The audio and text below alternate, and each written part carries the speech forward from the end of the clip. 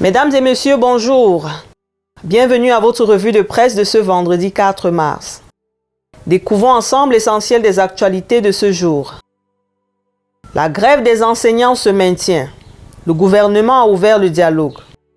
Une concertation tenue ce 1er mars 2022 à Yaoundé entre les entités sectorielles gouvernementales et les collectifs des syndicats a abouti à un engagement consensuel entre les parties pour pouvoir régler les questions clairement posées par les grévistes. L'hebdomadaire Le Courrier s'y intéresse particulièrement aujourd'hui. Du côté du Cameroun Tribune, après le secondaire mardi, le secrétaire général des services du Premier ministre a rencontré les syndicats d'enseignants de l'éducation de base. L'objectif de ces concertations qui se poursuivent ce jour est de trouver des solutions concrètes aux préoccupations soulevées par les enseignants de part et d'autre et préserver l'année scolaire qui arrive à un moment charnière. La classe politique n'est pas en reste car elle a réagi à ce mouvement des enseignants. D'ailleurs, la déclaration de soutien des leaders politiques est contenue dans The Politique Hebdo. Encore plus de détails dans le quotidien Le Jour. En économie, Artisans de paix, le mensuel du groupe Salaman, à travers une édition spéciale, fait un gros plan sur le journal des projets de la région du Sud-Ouest. Dans le cadre du budget d'investissement public BIP 2022, le journal des projets de la région du Sud-Ouest affiche fière allure. Il vise entre autres la mise en œuvre des plans présidentiels de reconstruction des régions du Nord-Ouest et du Sud-Ouest. L'inflation continue à se maintenir. Du côté de mutation, ça mousse pour la hausse parlant du prix de la bière. Les sociétés brassicoles crient à l'asphyxie suite à l'augmentation des cours des matières premières et à l'explosion du fret.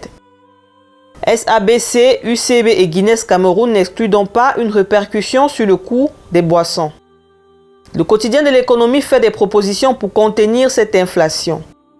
Elles ont été faites dans la dernière note de l'Institut national de la statistique sur l'évolution du niveau général des prix entre 2016 et 2021. En sport, le journal satirique Le Popoli fait l'humour sur ce que va gagner Rigobert Song, le nouvel entraîneur sélectionneur de l'équipe nationale de football. Bello Bouba Maïgari dit non à l'achèvement des chantiers de la CAN à Garoua.